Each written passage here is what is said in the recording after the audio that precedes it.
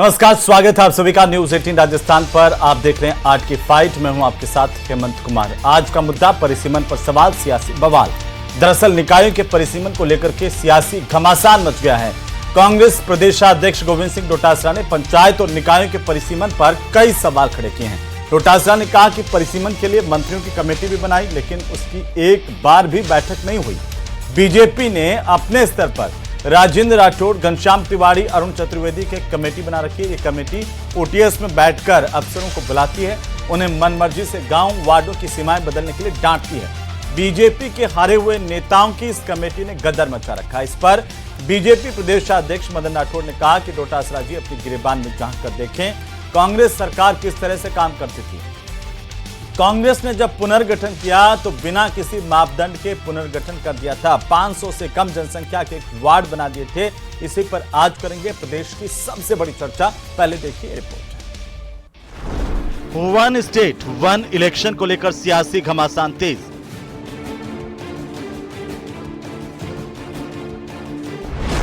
डोटासरा का आरोप, बीजेपी के इशारे पर गांव और वार्डों की सीमाओं में तोड़फोड़।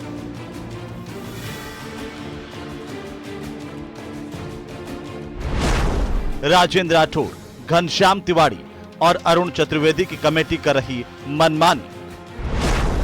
पीसीसी चीफ बोले, बीजेपी के हारे हुए नेताओं की कमेटी ने गदर मचा रखा है। अपनी मनमर्जी से जिन संस्थाओं का गठन हुआ था, उन संस्थाओं के चुनाव नहीं करवा रही है। कमेटी अफसरों को मनमर्जी से वार्डों की सीमाएं बदलने के लिए डांटती है। बीजेपी प्रदेशाध्यक्ष का जवाब, गुमराह करने वाली बात बोलते हैं डोटासरा। एक साथ एक समय में चुनाव हो जाए, उसके बाद सब विकास में लगे, जनप्रतिनिधि बहाना बनाने का मौका किसी को मिले नहीं।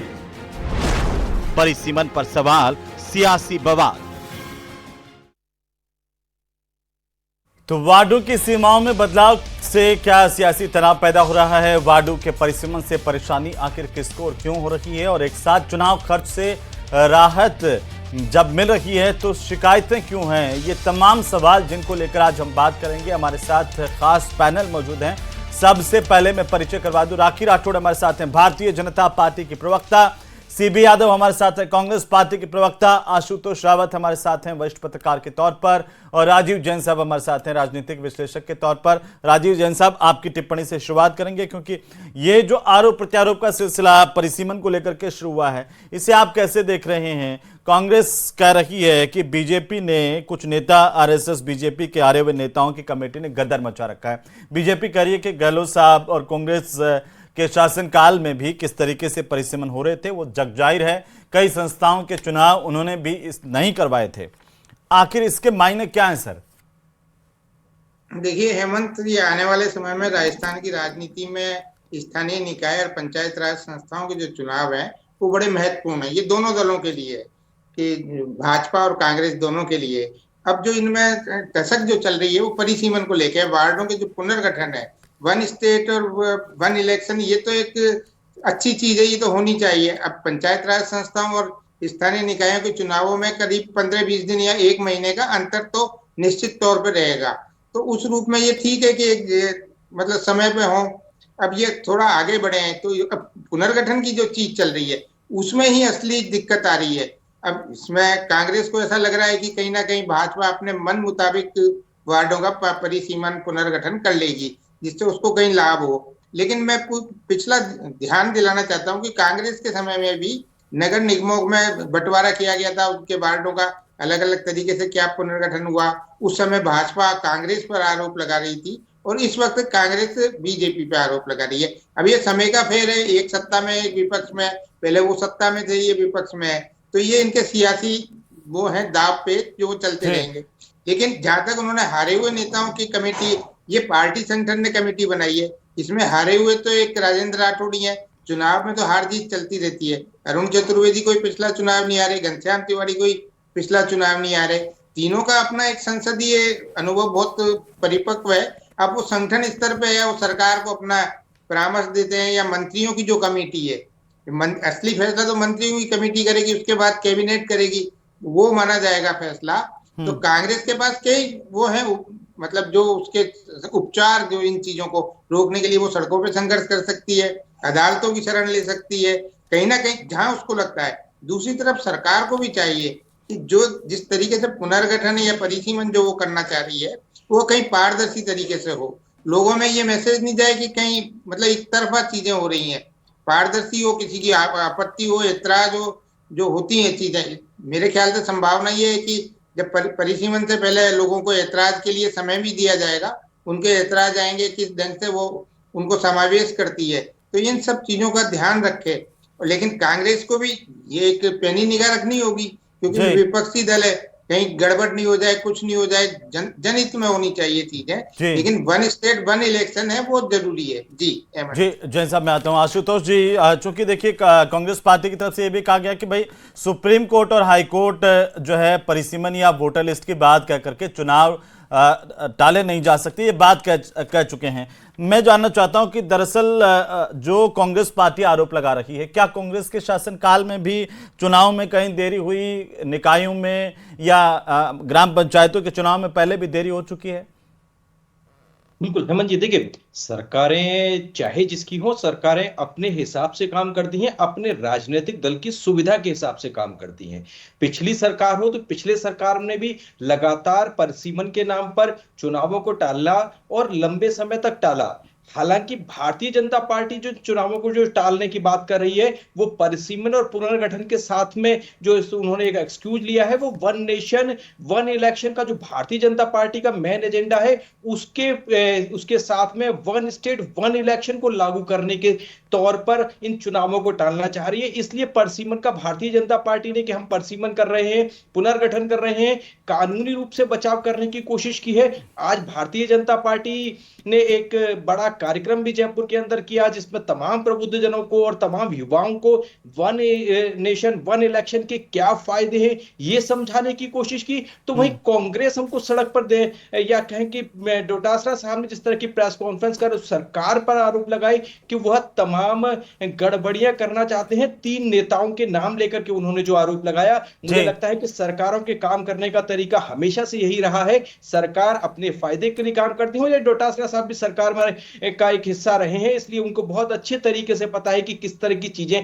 सरकार मैनेज करती है। और निश्चित तौर पर आज भारतीय जनता पार्टी की सरकार है तो उसका फायदा वो उठाएंगे ही उठाएंगे। लेकिन Bharatiya Janata party one nation one election की जिस बात की वकालत है प्रधानमंत्री नरेंद्र मोदी करते हैं, उसकी वकालत राज्य में भजनलाल सरकार भी कर रही है और वन स्टेट वन इलेक्शन की ओर बढ़ना चाह रही है, और इसीलिए इन चुनावों को कुछ समय के लिए टाला गया है। ठीक, सीबी यादव साहब, आखिर वार्डों के परिसीमन से आपको परेशानी क्या है? जब बीजेपी कह रही है कि परिसीमन तो आपके काल में भी हुआ और वहां पर भी उन्होंने कहा, एक उदाहरण भी दिया सीबी यादव जी कि डोटासरा जी के खुद के इलाके में 800 सीकर के अंदर 800 वाले वार्ड से जीवन खां उनके नजदीकी माने जाते हैं, वो जीत करके आते हैं और 2000 का दूसरा वार्ड भी है। तो ये असंतुलन को खत्म करने में समय तो लगता है सर।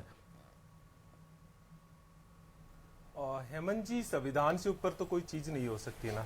तो सबसे पहले आप भी और दर्शकों को भी इस बात को समझाया जाए कि आखिर संवैधानिक प्रावधान क्या है और क्या संवैधानिक प्रावधानों को तोड़ा जा सकता है क्या। संविधान का अनुच्छेद 243E और 243U स्पष्ट तरीके से कहता है कि किसी भी परिस्थिति में चुनाव 5 वर्ष से आगे नहीं टाले जा सकते। और हमने इसकी अभी सूचना के अधिकार के तहत हमारा संगठन है राजीव गांधी पंचायती राज संगठन, आप भी दिखा सकते हो, हमने पत्रावली मांगी है उसकी, जिसमें स्पष्ट तौर पर ये कहा है कि ऐसा कोई न संविधान में प्रावधान है चुनाव टालने का, ना विधि में, मतलब जो पंचायती राज एक्ट 1994 और नगरपालिका एक्ट जो 2009 है, कहीं भी ऐसा प्रावधान नहीं है। ये इंद्रजीत सिंह उपायुक्त शासन सचिव ये सूचना प्राप्त हुई है, मैं राखी जी को भी ये दे रहा हूं।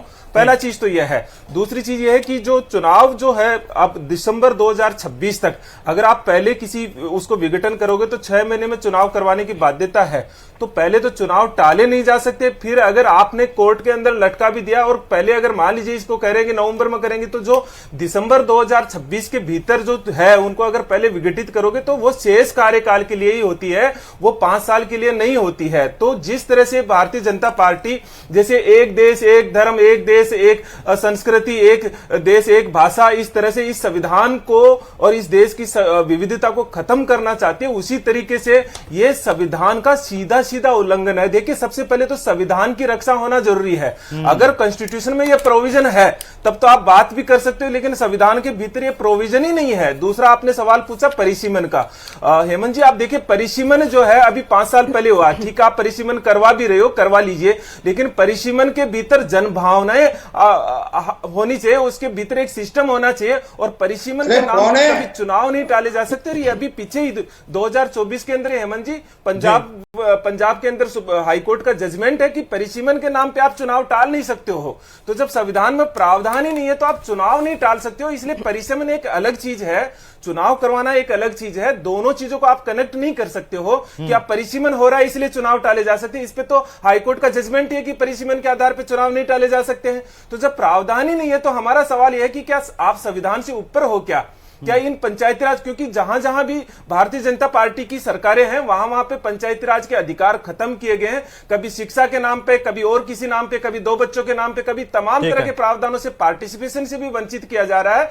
और ऐसी छोटी छोटी इकाइयां बना दी गई है जहां उनका वजूद ही खत्म हो रहा है, उनके अधिकार खत्म हो रहे हैं। तो भारतीय जनता पार्टी का एजेंडा है ये कि ये जो विकेंद्रीकरण की प्रक्रिया जो राजीव गांधी जी ने की थी, ये प्रक्रिया इनके, मतलब आप देखिए, सत्ता का हस्तांतरण करना, इनकी पार्टी भी एक व्यक्ति के नाम पे चलती है, एक व्यक्ति एक नेता, एक राष्ट्र। तो इस तरह की जो चीजें है ना, ये भारतीय जनता पार्टी के एजेंडे में है। कांग्रेस पार्टी संविधान को सबसे ऊपर रखती है। अगर भारतीय जनता पार्टी समझाती है कि संविधान के भीतर ये प्रावधान है, एक परिवार के नाम पर और एक नेता के नाम पर नहीं चलती है। आप विकेंद्रीकरण करने में ज्यादा भरोसा रखते हैं सीबी यादव साहब? विकेंद्रीकरण सत्ता का हस्तांतरण चाहिए। संविधान बना था तब से लेकर के, चाहे 73वां 74वां संविधान संशोधन हुआ है, वो राजीव गांधी जी के प्रयासों से प्रक्रिया चली है। ये कांग्रेस की देन है। क्या भारतीय जनता पार्टी ने अगर विकेंद्रीकरण की दिशा में एक भी योगदान किया हो तो बताना चाहिए। नहीं सीबी यादव साहब, वो कल भी आपने कहा था कि संविधान ही जब कांग्रेस ने बनाया है, इतना बड़ा आपने देश पर उपकार किया है, तो राखी राठौड़ जी जवाब दीजिए इस बात का। कांग्रेस पार्टी कह रही है कि आप तो संविधान से क्या ऊपर हो गए हैं, जो आप इस तरह से चुनाव टाल रहे हैं। कई जगह पर ग्राम पंचायतों में प्रशासक नियुक्त कर दिए, वहां तो चलिए ठीक बात है, लेकिन अभी 49 नगर पालिकाएं ऐसी है जिनका कार्यकाल खत्म हो रहा है, वहां का तो अता पता ही नहीं कि वहां पर क्या प्रशासक लगाएंगे, क्या करेंगे। जी देखिए, वो डिसीजन जो है वो सरकार लेगी, लेकिन जहां तक हम लोगों के एक मंशा है, जिस तरह से देश के अंदर आदरणीय प्रधानमंत्री जी 1 नेशन 1 इलेक्शन करना चाहते हैं, और वैसे ही प्रदेश के मुख्यमंत्री 1 स्टेट 1 इलेक्शन की धारणा पे जा रहे हैं, और उसके बहुत सारे फायदे हैं। हेमंत जी, आपके साथ भी जो 2 राजनीतिक विश्लेषक बैठे हैं वो सब जानते हैं कि किस तरह से पैसे का, किस तरह से रिसोर्सेस का, किस तरह से आपकी एनर्जी का बचाव हो सकता है। और एक जिस तरह से बाबा भीमराव अंबेडकर जी ने उनकी एक मंशा थी कि हर एक व्यक्ति को वोट का अधिकार मिले, तो एक वोट से एक व्यक्ति अपने सरपंच का, अपने एमएलए का, अपने एमपी का चुनाव कर सके, एक बार में आ जाए और इलेक्शन हो जाए, मुझे लगता है इससे बेटर कुछ हो नहीं सकता। इसलिए इस बात पे अगर डिबेट करेंगे कि 1 नेशन 1 इलेक्शन के फायदे हैं या नुकसान है, तो मुझे लगता है कि फायदे ही ज्यादा नजर आएंगे। लेकिन जहां तक सीबी यादव जी ने बात की, संविधान में इन्होंने कहा कि 5 साल से ऊपर एक्सटेंड नहीं किए जा सकते। कौन कर रहा है 5 साल से ऊपर? सर, आप बिना बात की बातों पर, बेसलेस बातों पर जिस तरह से अपने आर्गुमेंट्स पेश कर रहे हैं, वो सब यूजलेस है। 2019 का समय याद दिलाना चाहूंगी, जब जयपुर नगर निगम के अंदर इलेक्शंस होने थे नवंबर में, लेकिन शिफ्ट कर दिए गए 2020 के लिए। क्यों कर दिए गए? क्योंकि परिसीमन करना था। जो 91 वार्ड्स थे उनको खत्म करके 250 वार्ड बनाए गए। किस क्राइटेरिया पे बनाए गए किसी को नहीं मालूम। बगरू नगर पालिका में देखिए आप, एक वार्ड 150 वोटों का है और एक वार्ड 1200 वोटों का है। आप बताइए थी कोई क्राइटेरिया है कि नहीं है? किसी भी तरह की कमेटी बनी हो हेमंत जी, लेकिन इस बात को मैं दावे से कह सकती हूं कि जो काम भारतीय जनता पार्टी की सरकार में होगा वो एक लीगल काम होगा। वो सब सुझावों को ध्यान में रखते हुए, क्षेत्रफल को देखते हुए, वहां जनसंख्या को देखते हुए काम होगा। और काम होने के बाद कोई आर्गुमेंट हो तो समझ में आए, लेकिन डोटासरा जी ने देखा ही वैसा है। उन्होंने 5 साल काम ही ऐसा किया है कि ऊट पटांग सारे परिसीमन किए। अब जब उसको सुधारना चाहते हैं तो अलग अलग आर्गुमेंट आर्गुमेंट पेश कर रहे हैं और बिना किसी लॉजिक के कोई बात अगर आप इल्जाम लगा रहे हैं तो मुझे लगता है ठीक नहीं है। जनता समझ चुकी है संविधान का जो बातें आपने लोकसभा इलेक्शंस में की थी वो अब खत्म हो चुकी है। जनता जानती है कि संविधान के साथ में सबसे ज्यादा अगर खिलवाड़ किसी ने किया तो वो कांग्रेस पार्टी ने किया है। 100 से ऊपर संविधान संशोधन अगर किसी ने किए तो कांग्रेस पार्टी ने किए। और इनको लगता है कि अगर वन नेशन वन इलेक्शन गलत है तो नेहरू जी के समय पर जब 4 बार एक साथ इलेक्शन हुए तब क्या गलत था? क्या तब क्या उन्होंने संविधान के विपरीत काम किया? वो सही था, इसीलिए हमारे देश ने उसको अपनाया। लेकिन आर्टिकल 356 का यूज कर करके चुनी हुई सरकारों को गिरा गिरा के ये जो डिसबैलेंस हुआ है पूरे देश के अंदर उसको ठीक करने का अगर कोई काम कर रहा है तो मुझे लगता है देश की जनता इसको एक्सेप्ट करेगी। 40% जनसंख्या देश की वोट नहीं कर पाती क्योंकि कभी उसको सरपंच के लिए आना पड़ता है, कभी एमएलए के लिए आना पड़ता है, कभी एमपी के लिए आना पड़ता है।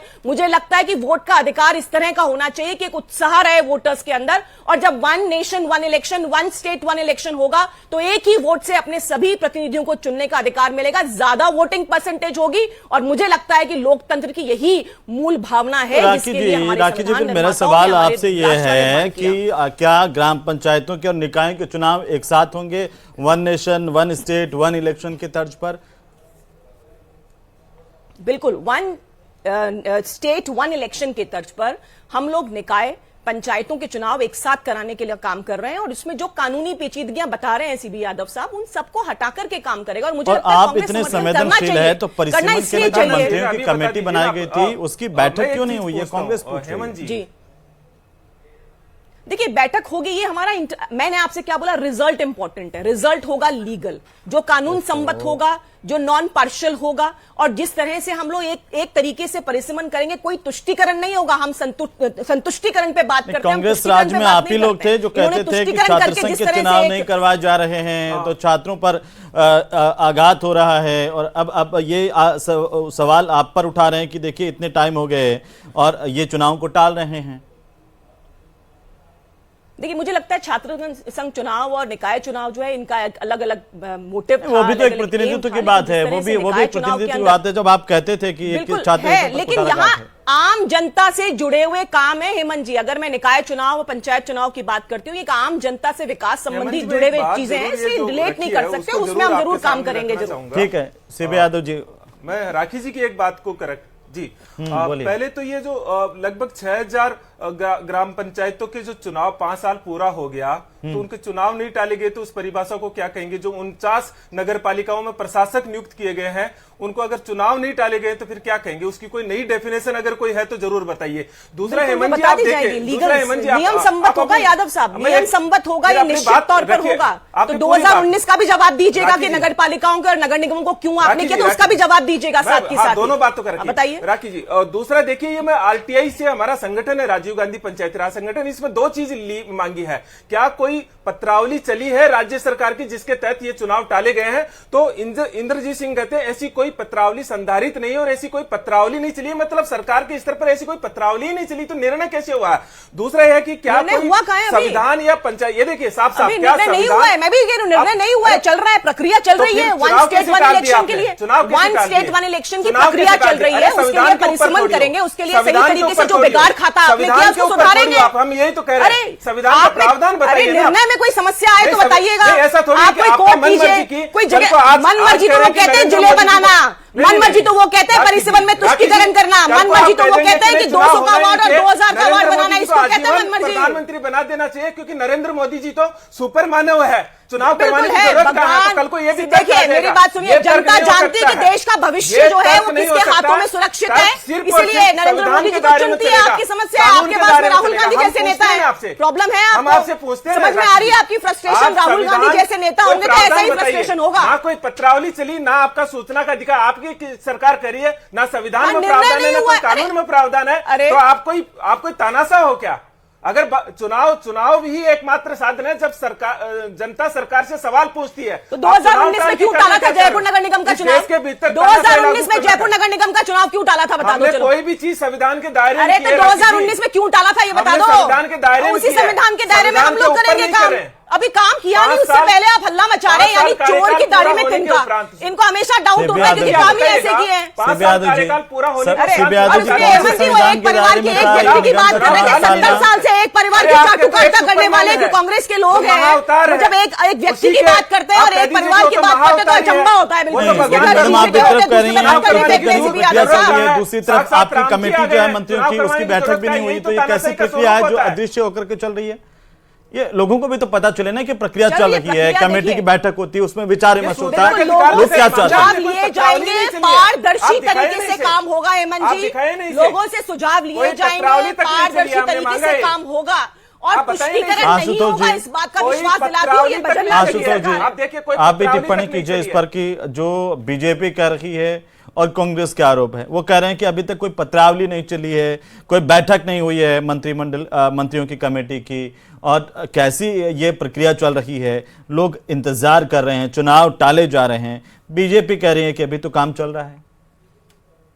देखिए हेमंत जी, भारतीय जनता पार्टी ने कि लोकसभा के चुनाव में 1 नेशन 1 इलेक्शन की बात की थी और राजस्थान में विधानसभा चुनाव के दौरान 1 स्टेट 1 इलेक्शन की बात की थी। तो भारतीय जनता पार्टी ने जो दोनों चुनावों में जो बातें की थी और जिस चुनाव जीतने के बाद में भजनलाल सरकार बनी थी, तो समय भी सरकार ने अपनी प्रतिबद्धता जताई थी कि हम 1 स्टेट 1 इलेक्शन की ओर बढ़ेंगे। अब हालांकि सरकारें कैसे काम करती हैं ये दोनों राजनीतिक दल बहुत अच्छे से जानते हैं, इसीलिए एक दूसरे पर आरोप भी लगा पा रहे हैं। क्योंकि जिस तरह की चीजें कांग्रेस ने अशोक गहलोत सरकार के समय में हुई या अन्य राज्य सरकारें जहां भी जिस पार्टी की सरकार रहती है, वो किस तरह से उस व्यवस्था का, उस तमाम चीजों का फायदा उठाती है, ये दोनों राजनीतिक दल सरकारों में रहे, इसलिए बहुत अच्छे तरीके से जानते हैं। इसीलिए तमाम आरोप दोनों एक दूसरे पर लगा रहे हैं। लेकिन सरकारों के काम करने का तरीका हेमंत जी प्रैक्टिकली यही होता है कि सरकार को जो अपने निर्णय है उनको लागू करने के लिए संवैधानिक सरकार की प्रक्रिया पारदर्शी नजर आ रही है क्या इस पर आपको? क्या एक बार मैं कह रहा हूं कि सरकार का जो दावा है कि वो पारदर्शी तरीके से निर्णय कर रहे हैं, ये प्रक्रिया जो चल रही है परिसीमन को लेकर के या फिर 1 स्टेट 1 इलेक्शन को लेकर के, वो पारदर्शी दिख रही है क्या आपको? देखिए हेमंत जी, पारदर्शी दिख रही है नहीं दिख रही है, लेकिन यह हम सब जानते हैं कि अगर यह मुद्दा जनता के बीच में जाएगा या कांग्रेस उठाएगी तो निश्चित तौर पर कोर्ट पर भी जाएगा। इसलिए मुझे लगता है कि भारतीय जनता पार्टी इन तमाम पहलुओं पर ध्यान रख रही होगी, वह जनता को पारदर्शी लग रही है। क्या कह रहे हैं सीबी यादव जी? मैं पत्रकार, बोलिए ना एक बार, रुकिए ना एक बार, रुकिए। हाँ बोलिए, क्या कह रहे हैं? ये कह रहा हूँ कि आप पत्रकारों, ये थोड़ी हो कि दिख रही है नहीं दिख रही है, मैटर नहीं करता। क्यों नहीं मैटर करता है? ये मैटर करता है, और एक पत्रकार के नाते आपको इस पे बोलना चाहिए कि दिख रही है या नहीं दिख रही है। मैं तो यही सवाल कर रहा हूं। आप पॉलिटिकल पार्टी के प्रवक्ता है ना, तो आप मुझे बताइए कि ये सीकर का जीवन खां का वार्ड कौन सा है? 800 सदस्य, 800 वोटर क्यों है इसमें, जबकि सीकर में ही दूसरी जगह पर 2000 वाले वार्ड भी हैं? ऐसा क्यों है? आप ही की सरकार में हुआ था ना? पर्टिकुलर मुझे जो आप कोई वार्ड बता रहे हैं उसकी जानकारी मुझे इस समय अनेक है, ऐसे बहुत सारे एग्जाम्पल जी, बगरू नगर पालिका में क्राइटेरिया की बात कर रहे हैं ना, अनेक एग्जाम्पल ऐसे क्राइटेरिया की बात कर रहे हैं ना, इसलिए नहीं कर पारदर्शिता की बात जब कांग्रेस पार्टी जयपुर से बाहर मत जाइए, जयपुर में आ जाइए। बोलिए ना, आपको सिर्फ 2 सवालों का जवाब रखना चाहिए। क्या कोई संविधान के भीतर? नहीं, मेरे को क्या रखना चाहिए सवालों का जवाब वो मुझे मत सिखाइए, आपको क्या रखना चाहिए वो आप बताइए। आप बताइए कि आपके राज्य में ऐसा क्यों हुआ?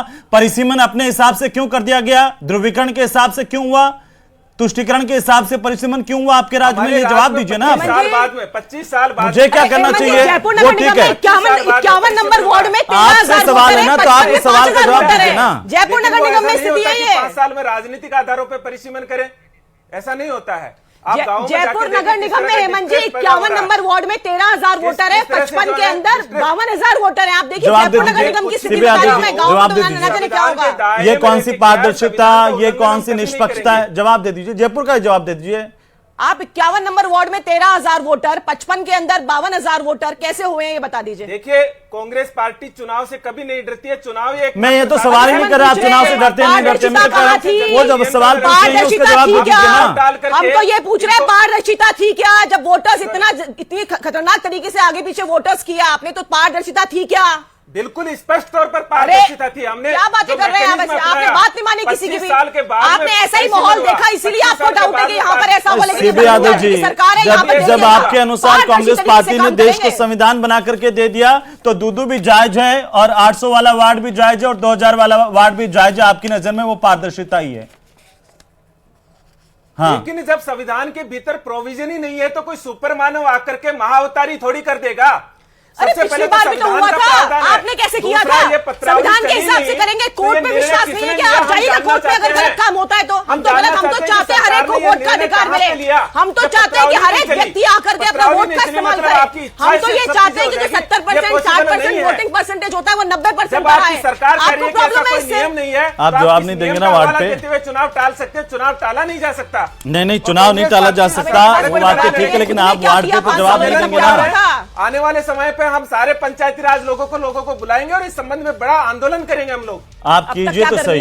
ये बताओ, सड़क पर कहीं नजर आई क्या कांग्रेस पार्टी? जनता आपका इंतजार कर रही है। अगर कहीं, यही लोकतंत्र की खूबसूरती है। बहुत शुक्रिया आप सभी मेहमानों का। यही लोकतंत्र की खूबसूरती है कि कहीं कोई गड़बड़ है तो विपक्ष का ये नैतिक उत्तरदायित्व भी है कि वो सड़कों पर उतरे, सवाल उठाए, जनता की बात करे। लेकिन वो विपक्ष जो सवाल उठाने में ही हिचकिचा रहा हो, सड़कों पर आखिर आम जनता के मुद्दे पर कब उतरा हो, यह भी अपने आप को विपक्ष को देखना चाहिए। बहरहाल इंतजार कीजिए। सरकार कह रही है कि पारदर्शी तरीके से परिसीमन भी होगा और चुनाव भी होंगे।